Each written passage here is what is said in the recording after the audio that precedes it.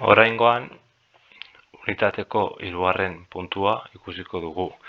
Mendebaldeko gizartearen eraldaketak gerra hotzean zehar. Hau da, Estatu Batuak eta berearen eraginpean zeuden herrialdeen eraldaketak. Honi, kapitalismoaren urrezko aroa deritzo, zeren eta hainbat ikuspuntutik izugarrizko aurrerapena eman zen garaienetan eta herrialde horietan. Batez be, hemen ikusten dugun bezala, Estatu Batuetan gure irudian ezkerraldean ikusten dugunaren arabera eta eskubialdean Europan eman ziren hainbat aurrerakuntza dela eta. Europan batez ere gaur egun daukagun ongizatea estatua sortu zen, hau da, herritarrok nolabaiteko bizi maila on bat izateko daukagun ongizate estatua, estado del bienestar, deritzona erderaz, eta bertan dagoela pentsioak, hezkuntza eta gure osasuna.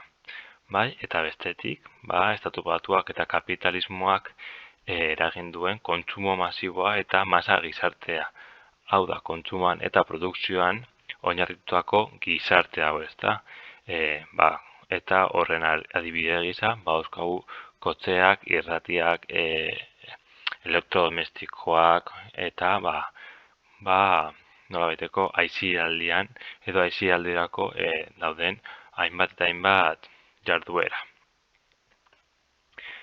Honek eragin zuen hazkundenek eragin zituen beste hainbat gauza, izan zen, komunikabideen bidezko edapena eta kontsumoa, ezta? Alde batetik irratia eta geroago telebista izugarri hasi ziren, beste aldetik sinema ere izugarri hasi zen, eta gainera, irratia eta batez ere, sinema, lehen ikusi dugun lehia ideologikorako balio izan zuen, bestetik pedentza idatzia ere asko hasi zen, kapitalismoaren ideologiaren zabalkuntza sustatzeko baita ere erabili izan zena, eta azkenik musika eta diskografikoak eta diskoen salmenta izugarri hasi zen. Honen adibide esanguratzuk Elvis Presley eta geroago The Beatles, Inglaterrako talde famatua daukagu. Bestetik, kapitalismoak, Estatu Batuak eta bertan eman zen demokrazia sistema honek zer ahalbideratu zuen, eskubidatzuk lortzea. Batez be, bazterturik zeuden taldeen artean.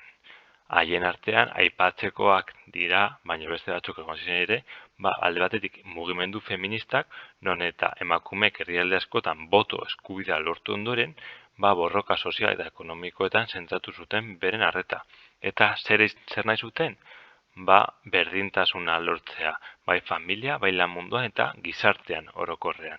Bestetik, nolabaiteko esanguratzen den adibidea, afroamerikarren borroka izan zen. Zergatik, Estatu Batuetan, zegoelako eta beste herrialde batzuetan, baita ere, Sudafrika adibide gisa, arraza bereizketa eta diskriminazioa zegoen.